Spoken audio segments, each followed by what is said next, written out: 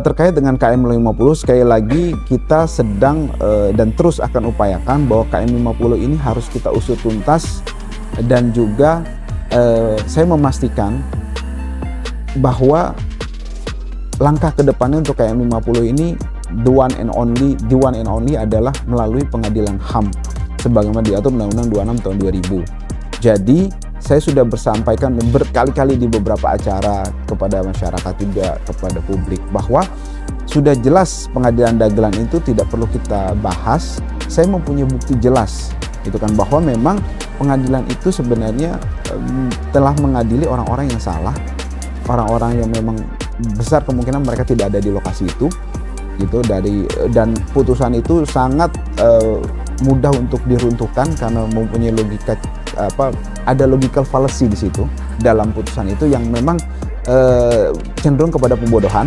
Jadi menurut saya, tapi ingat, kita juga tidak bisa melepaskan kalau kita mau membawa ke pengadilan HAM terkait KM 50 ini dua hal. Yang pertama, ada hal yang sistematis dan sistematis atau meluas ya terkait dengan tindak pidana di situ. Kemudian melibatkan aparatur negara. Gitu, melibatkan aparatur. Dan yang ketiga, maaf satu lagi, ada aspek politis. Jadi jangan lupa, KM 50 itu harus dilihat secara komprehensif yang sudah diulas oleh Pak Abdullah Hayah Muhammad dan teman-teman termasuk Pak Marwan di buku putih, bahwa memang ini sesuatu rangkaian, tidak bisa dilepaskan dari Habib Rizik bin Hussein bin Syihab, sepak terjang beliau, dan juga FPI. Jadi itu runtut sampai pembubaran FPI. Jadi ada titik kulminasi di situ di KM 50 itu, dan penangkapan Habib Rizik melalui tindakan kriminalisasi terhadap beliau.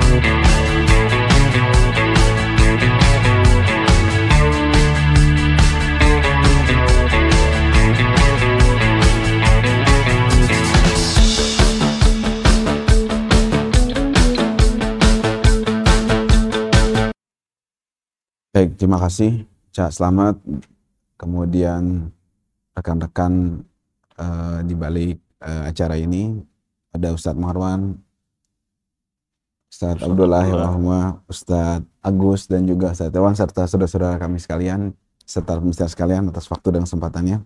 Bismillahirrahmanirrahim. Asyhadu an la ilaha illallah wa asyhadu anna Muhammadan abduhu wa rasuluhu la nabiyya ba'dah. Rabbi sholli sadri wa yassir li amri wahlul 'uqdatam min lisani yafqahu qawli.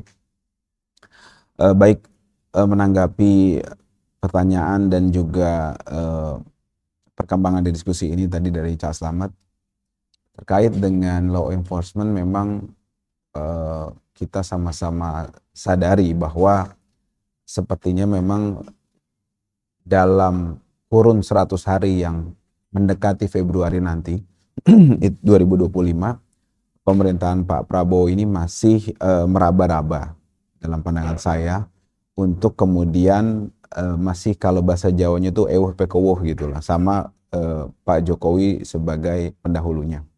Jadi menurut saya ini yang harus kita trigger kepada pemerintah ini untuk tidak segan-segan ya, untuk tidak segan-segan maju ke depan terus, dan juga meninggalkan masa lalu yang memang kurang bagus dan tidak bagus. Kenapa? Karena dia memiliki semua yang dibutuhkan untuk melakukan upaya langkah ke depan. Tentara di bawah dia, kepolisian di bawah dia, semua perangkat negara, bahkan sampai anggaran pun di bawah dia. Maksud saya, dia sebagai kepala negara, Pak Prabowo ini beserta jajarannya juga harus mempunyai keberanian untuk membuktikan bahwa mereka lebih baik dibanding yang dahulu.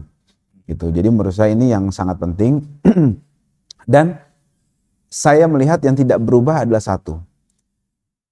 Kita bicara keadilan, seharusnya keadilan itu didapat oleh masyarakat, oleh rakyat, oleh individu-individu di setiap jengkal negara Republik Indonesia ini tanpa kita minta.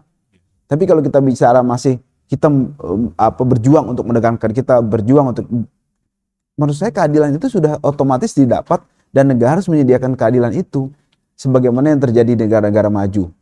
Mereka tidak dalam suatu pelayanan misalnya, mereka tidak peduli Anda konglomerat, Anda pejabat, Anda buruh, Anda warga negara asing pun, untuk mendapatkan pelayanan kesehatan, untuk mendapatkan hal yang memang menjadi hak dia, itu mereka akan memperlakukan dengan setara. Maksud saya, selama itu belum kita dapat, selama kita harus meminta. Tadi Pak Marwan dan Pak Abdullah Mahmud juga luar biasa tadi kan mengatakan bahwa kita harus berjuang untuk turun ke jalan, mencari keadilan, menuntut keadilan. Ini menurut saya hal yang berarti tidak diakomodir dengan baik keadilan itu, dan pemerintah itu jauh panggang daripada api untuk hal yang proporsional terkait dengan keadilan. Karena keadilan itu adalah hak yang harus dipenuhi. Yang memenuhi adalah yang berkuasa, yaitu negara. Nah sekarang kalau kita tadi mau menuntut sesuatu yang nggak benar, PSN, PIK tadi kan, PIK 2, sudah jelas gitu loh. Bagaimana pelanggaran dalam proses administrasi untuk formulasi proyek itu sendiri. Itu kan sudah disampaikan oleh Mas Ahmad Fauzinuddin, kemudian sudah disampaikan. Bahkan yang lebih konyol, setahu saya kemarin, kalau saya nggak salah, ketika ada rapat bersama pemangku kebijakan di Banten dan juga penguasa di sana dengan rakyat yang saya dengar dari teman-teman FPI juga hadir, itu mereka mengatakan tidak memahami bagaimana proses dari PIK 2 ini dan tidak tahu kalau ini melanggar hukum. Ini kan konyol menurut saya. Bagaimana bisa seorang penguasa tidak lebih mengerti dibanding rakyatnya? Ini menurut saya hal yang menurut saya harus dibenahi dari pemerintahan Prabowo ini. Orang-orang masyarakat itu banyak yang cerdas, artinya kalau orang-orang yang kurang akal itu menurut saya diganti aja gitu, diperbaharui lah gitu kan. Bagaimana bisa mereka itu menjalankan pemerintahan tapi tingkat intelektualitasnya di bawah masyarakat. Ini nggak boleh terjadi gitu menurut saya. Itu yang harus kita perjuangkan.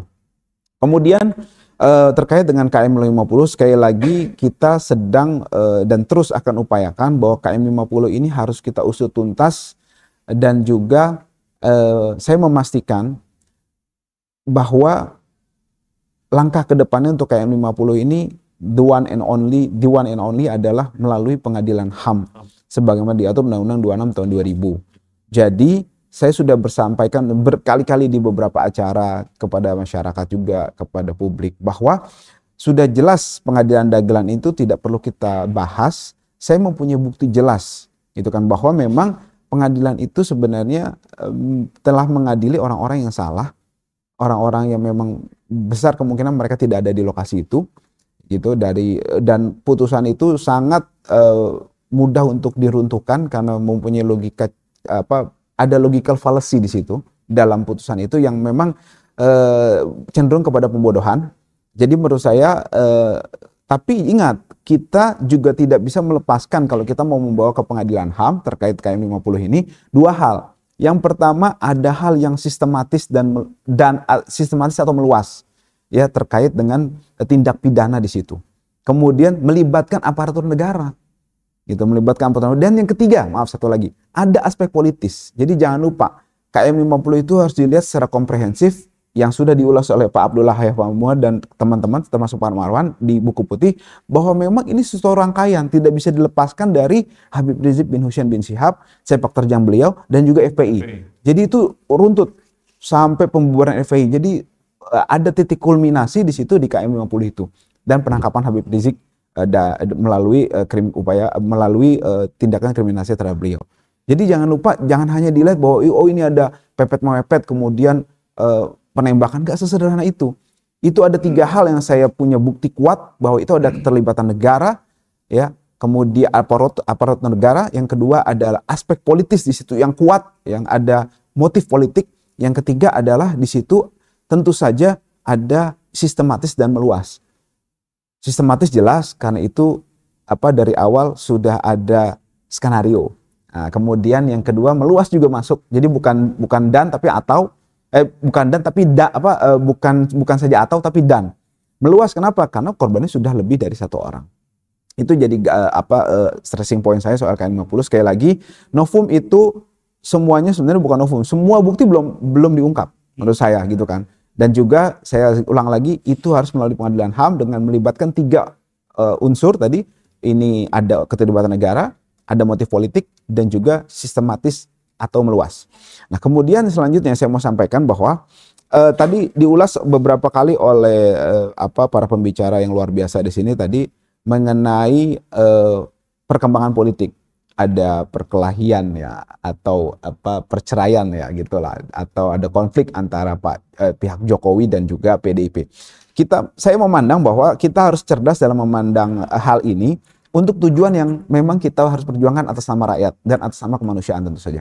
Saya teringat cerita pada abad ke-8 sebelum Masehi, yaitu ada raja namanya Raja Odysseus. Dia itu raja dari daerah Ithaka. Ithaka itu sekarang daerah Yunani. Dia menyerang daerah namanya Troya. Troya itu sekarang daerah di Turki, namanya daerah Thessaloniki.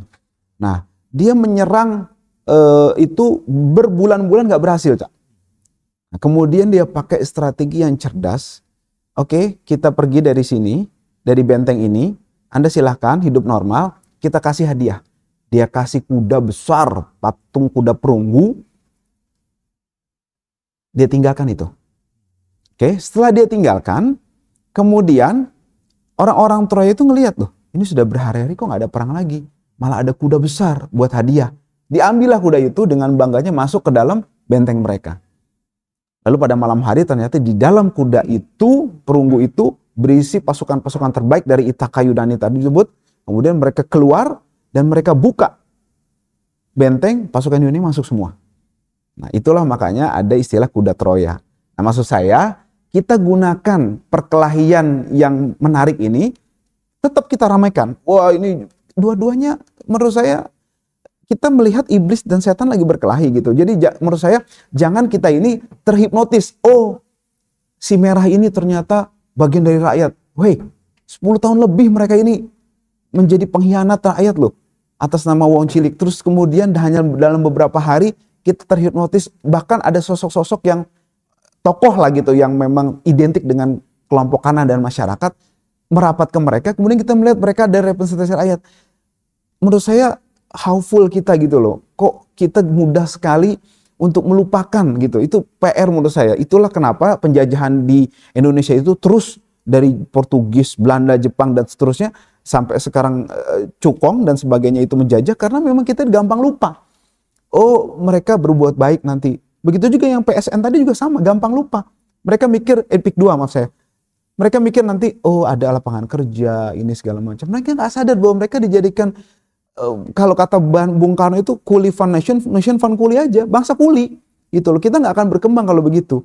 Dan memang ini tugas PR pemerintah, karena salah satu kewajiban pemerintah di pembukaan Undang-Undang 145 adalah mencerdaskan kehidupan bangsa. Supaya apa? Mereka nggak punya mental kuli kayak gini. Ya kita di sini ya memang kita bisa menyadarkan semampu kita dari berbagai perspektif melalui media, YouTube dan sebagainya. Itu kemampuan kita. Kalau kita mempunyai kekuasaan lain lagi mungkin jangan begitu. Nah, baik lagi tadi, maksud saya harus kita ini punya kesadaran, jangan sampai iblis sama setan berkelahi, kita memihak iblis atau setannya. Jangan.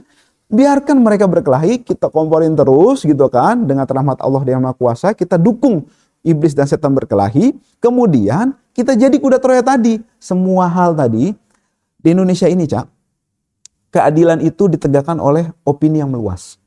Kita lihat kasus Vina, apalagi kemudian kasus Gama, Sambo segala macam, ya. Justice akan tegak ketika viral justice. Jadi kita itu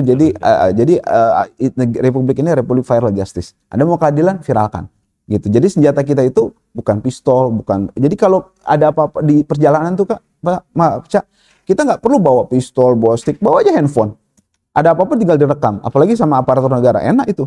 Gitu. Jadi kita viral justice. Jadi maksud saya, ketika iblis sama setan berkelahi, kita maksimalkan tadi perjuangan PSN, PIK 2, kemudian perjuangan untuk Pak Prabowo supaya menegakkan keadilan bersama pemerintahannya itu. Nah, kita jadikan public issue terus.